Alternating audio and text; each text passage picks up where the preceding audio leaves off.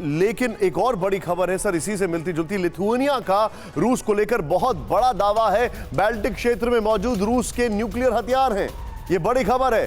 Lithuania के PM ने इन हथियारों को बताया बड़ा खतरा। क्षेत्र में की शांति के लिहाज से रूस के एक्शन पर उठाए सवाल।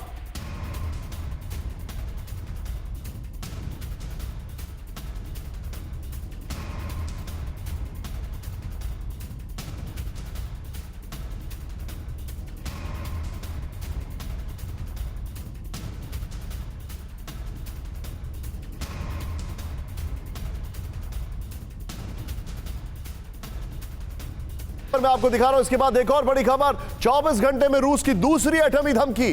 फिनलैंड स्वीडन पर नेटो को खुली चेतावनी। बड़ी खबर। रूस की डिप्टी विदेश मंत्री अलेक्जेंडर ग्रुश्को ने कहा, दुनिया नहीं चाहती ऐसे परिणाम होंगे। अपने डिफेंस में हर जरूरी कदम उठाएगा रूस।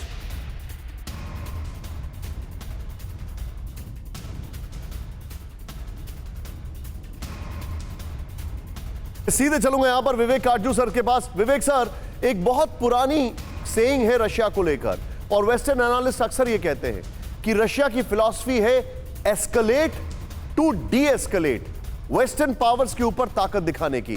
क्या ये न्यूक्लियर जो पूरा माहौल बन रहा है, आपको लगता है कि they can escalate it to this extent?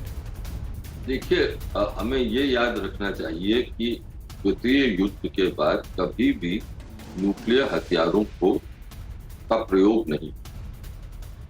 जो न्यूक्लियर डॉक्ट्रिन दुनिया की है, जिसमें रूस शामिल, वो ये कहता है कि इन हथियारों को वॉर फाइटिंग के लिए इस्तेमाल नहीं किया जाए, लेकिन अगर एग्जिस्टेंशियल थ्रेट हो, ऐसा खतरा कि पूरा देश नष्ट होने जा रहा है, देश का जो स्टेट है वो कोलैप्स कर रही है, लोगों को इतना ज्यादा जान का नुकसान हो सकता है जो कि अनएक्सेप्टेबल है, तब उस स्थिति में इनका इस्तेमाल होता है। अब अगर वो डॉक्ट्रिन रूस फॉलो करता है, तब तो अब उसका कोई औचित्य नहीं बनता कि इस पर न्यूक्लियर वेपन, चाहे वो थिएटर वेपन ही हो, टैक्टिकल वेपन ही हो, उसका प्रयोग, क्योंकि रूस भी जानता है कि वो एस्केलेशन जो हो वो इतना जबरदस्त होगा कि जो युद्ध की जो डायरेक्शन है और दुनिया का डायरेक्शन बिल्कुल बदल जाएगा। यद्यपि यूक्रेन नेटो का मेंबर नहीं, तो वो जो अभी तक चेतावनी दे रहा है उसका तात्पर्य निशांत यही है कि भाई रूस ये कह रहा है कि हम पर इतना डैमेज मत करो कि हम झेल नहीं पाए।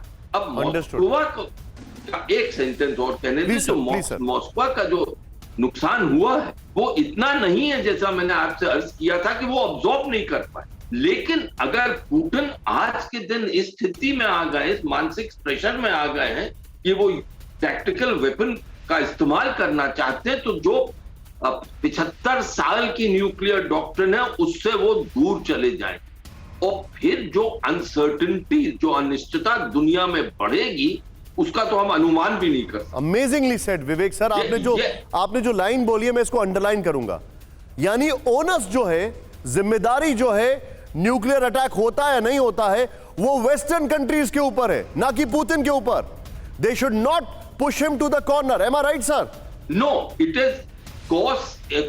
Is inflict such damage of an existential nature that he cannot accept it, or Russia can't accept it. With the state collapse or financial collapse of a complete nature. Understood. लेकिन ये जो है, ये अभी तक ऐसा नहीं हुआ है, because NATO has been very careful. Okay, so यहाँ पर 2 पॉइंट्स विवेक सर ने रखे। पहला तो ऐसा कोलैप्स जो रशिया को पूरा तोड़ देगा, वो कोलैप्स इस चीज को इनिशिएट कर सकता है, लेकिन अभी वो कोलैप्स नहीं है। They can take the hit and move on. ठीक है, पॉइंट टेकन विवेक सर। मैं आगे बढ़ रहा हूं। नेटो से जुड़ेंगे फिनलैंड और स्वीडन, बड़ी खबर ये हमारे पास है, लेकिन इसके सामने एक बहुत बड़ा प्रश्न चिन्ह भी है, और मैं आपको बताना चाह रहा हूं, फिनलैंड इसके ऊपर रेफरेंडम नहीं कर रहा है, वो सीधे पार्लियामेंट में लेके जाएंगे, they will get it passed. बड़ा क्लियर है यहां पर।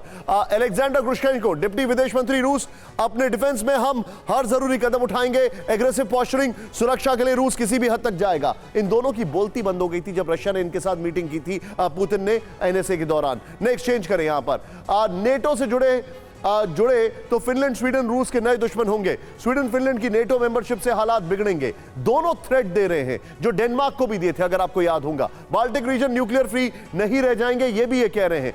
परवाह देश की, सोमवार से शुक्रवार रात 10 बजे TV9 भारतवर्ष पर।